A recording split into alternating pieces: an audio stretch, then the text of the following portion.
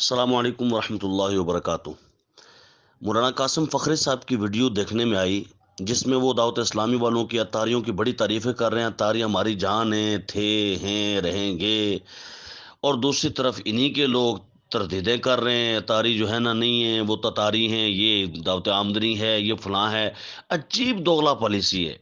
कासिम फ़खरी भी इनका मौलाना, और जनाब हसन रज़ा नक्शबंदी भी मौलाना, और उधर से शिराज शाह भी इनका है, और इधर से जनाब बिलाल मूसी भी इनका है, इधर से इफ्तिखार रिजवी भी है, उधर से जनाब वो एक और भी है, और भी हैं, बहुत सारे बक बक करते हैं। यानी ये सारे जो है वो हैं इनके टिपालिए, हैं ब्लैकिए, हैं इधर इनके जो है ना तहरीक में, और एक दूसरे की बात की तरदीद कर रहे होते हैं। एक दूसरे को गलत कहता है लेकिन नाम नहीं लेता, दूसरा दूसरे की तरदीद करता है लेकिन नाम नहीं लेता। ये अजीब मुनाफकत है। यानी जिस वक्त एक बोल रहा होता है तो दूसरा खामोश, जिस वक्त दूसरा बोल रहा होता है तो पहला खामोश।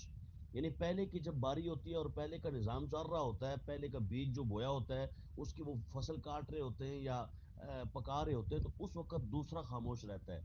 और जब वो देखते हैं कि कहीं कोई गड़बड़ होने वाली है तो दूसरा बोल पड़ता है।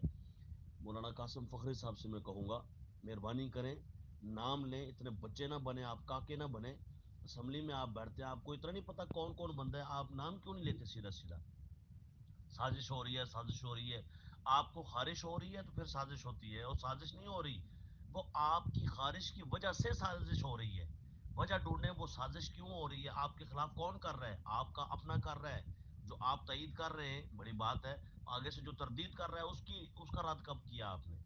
उसको कब मना किया? अत्तारियों को हाईजैक करने की कोशिश कर रहे हैं आप, कि जनाब किसी तरीके से ये वापस मुड़ के आ जाए। जब आपने देखा कि जी हमारा तीर चला नहीं है सही तरीके से, आप उस वक्त तक चुप रहे, सोए रहे, बिल्कुल चूंकि उसके साथ रहते हैं आप, जो हमेशा सोया रहता है असेंबली में, कायम शाह। तो आपने कहा जनाब मैं भी सोता रहा, चलो ठीक है, कोई नहीं, खैर है।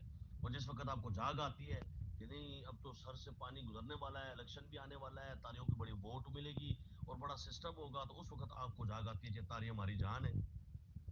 देखें, अब अतारियों को भी आप नहीं फिसला सकते इंशाअल्लाह। अब जो आपसे हट गए वो हट गए, और मजीद हटेंगे, आपको खुद पता चलेगा। आप अतारियों को क्या समझते हैं कि ये मतलब इनको समझ ही कोई नहीं आती?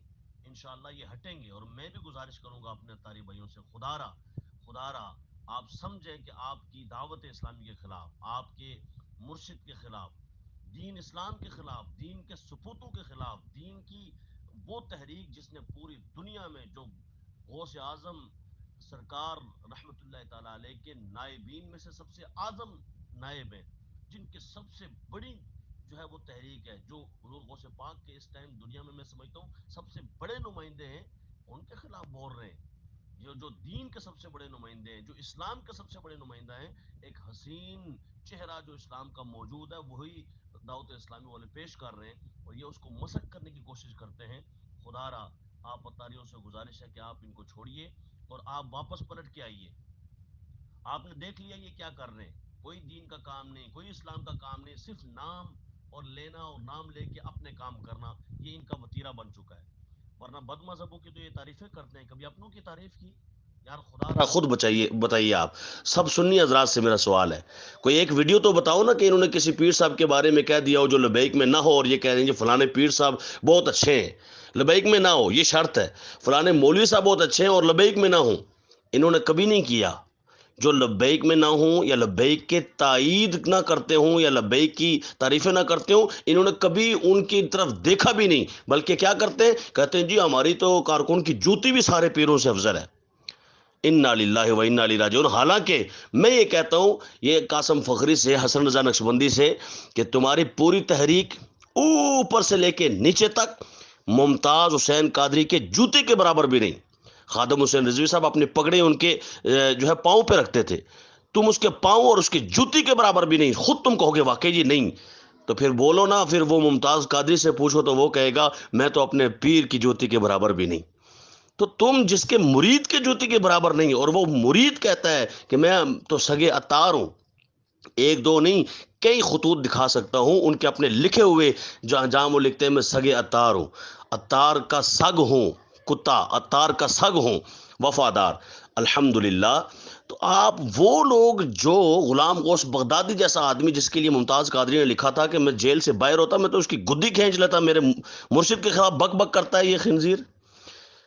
اب اسی کے کالج میں، حمزہ کالج میں بلال رضوی ہوتا ہے جو آج کل ٹھیک ٹھاک بک بک کر رہا ہے۔ اس دن پھر جو ہے وہ خبیث جو ہے وہ بولا ہے کسی ریلی میں، کہتا ہے جی ہم بیزار ہیں یہ نعرہ نہیں لگاتے، ہم بیزار ہیں یہ نعرہ نہیں لگاتے۔